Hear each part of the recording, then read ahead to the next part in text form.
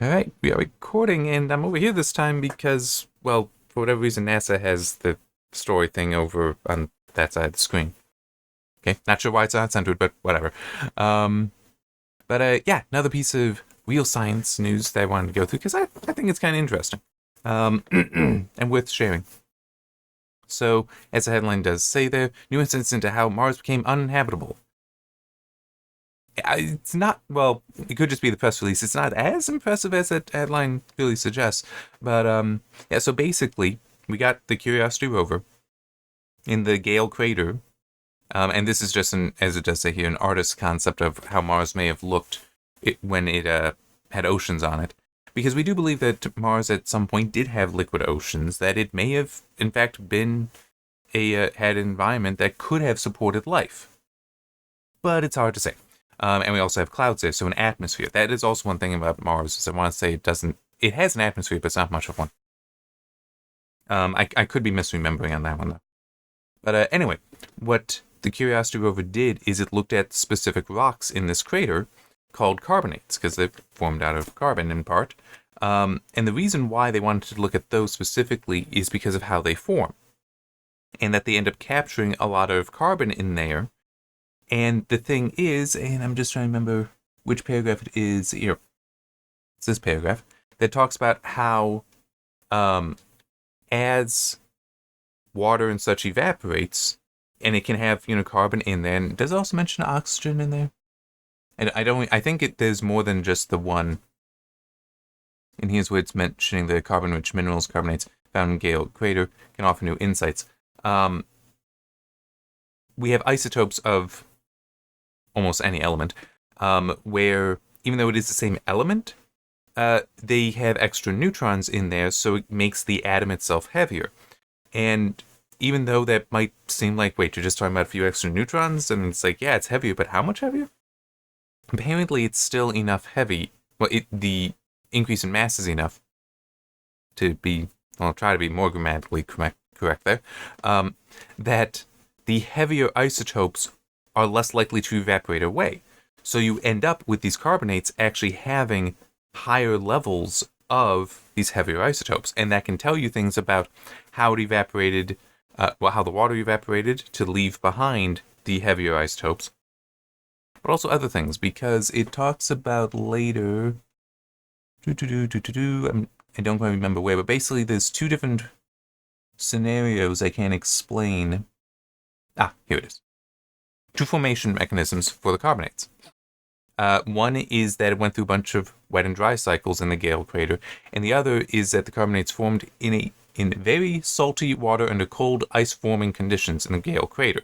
Ice forming as in cryogenic, so the only thing that includes that there.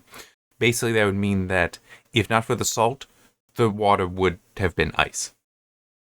And it is fairly interesting, but what else makes it rather interesting, because, yeah, and also in this next paragraph here, it does mention how with the wet-dry cycle, in theory, that means that there were times that it could have been habitable, times it wasn't so habitable, and it would go back and forth. Whereas if it were the second mechanism, then you're talking about most of the water either being incredibly salty, that life tends not to like, or that it was in fact frozen, which would mean that you wouldn't have chemistry happening, so no life. But what's very interesting, I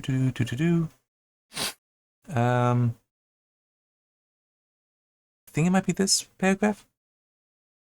Oh, no. Might be this one, the one above it. So both those. Talks about how the level of heavy isotopes in these carbonates is so high, especially compared to that of what we find on Earth. It's so high that the researchers actually think it might be both. It might be both mechanisms were involved with forming these.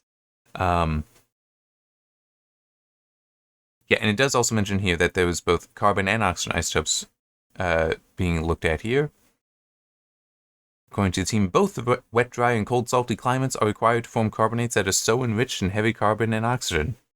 So it's kind of neat that it's the whole, it may have to be both mechanisms, which, yeah, doesn't necessarily help with the idea that it once looked like this and may have had life on there. Of course, we are talking about probably very basic life, but still, life of any kind is very intriguing it to us, and we do want to explore that. We do want to find out if that is we want to find out if Earth is that unique in the solar system.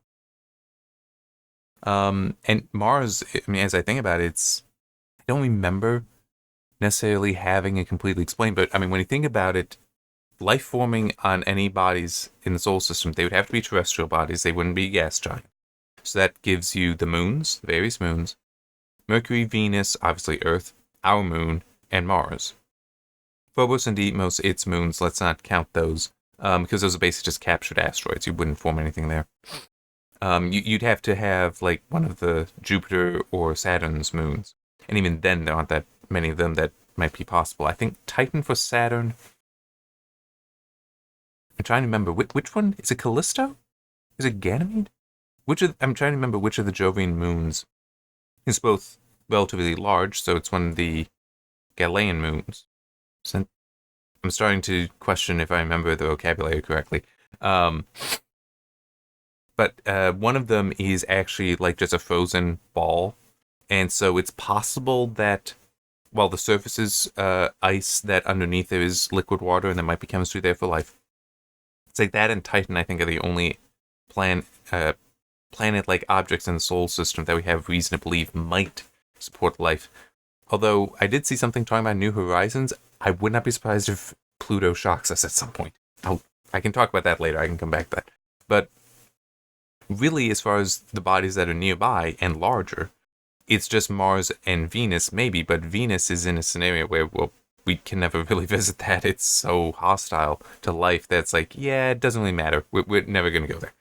But Mars, we are intending to. We do want to, because it's a harsh environment. We couldn't, walk around on it without a spacesuit, but in theory, we could put together a base there. That's not completely impossible. Venus, not with imaginable technology today. I think I once heard about a mission. It might have been the Soviets that sent it to Venus, where, yeah, it landed, and then it melted. That's not good.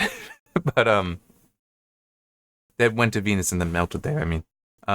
But yeah, so Mars is definitely an interesting one, and might just be basic bacteria. And actually, one thing it does mention here, mainly with that second mechanism, where it's just very salty, that while some of this does suggest that that there likely was never life on the surface of Mars, or at least this isn't supporting of that, it does kind of say, it's less likely. There's still the possibility of it under the surface.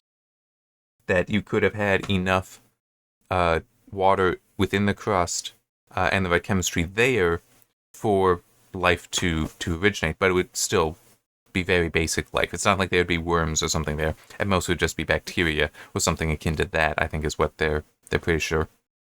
But it is also interesting because, in theory, could it still be there? Hard to say, because there's also the whole, well, life as we know it versus life that would form on Mars kind of thing. You never know, there might be different conditions than we anticipate that can lead to life. But, now I'm trying. Oh, yeah, the thing with Pluto and New Horizons. Just coming back to that.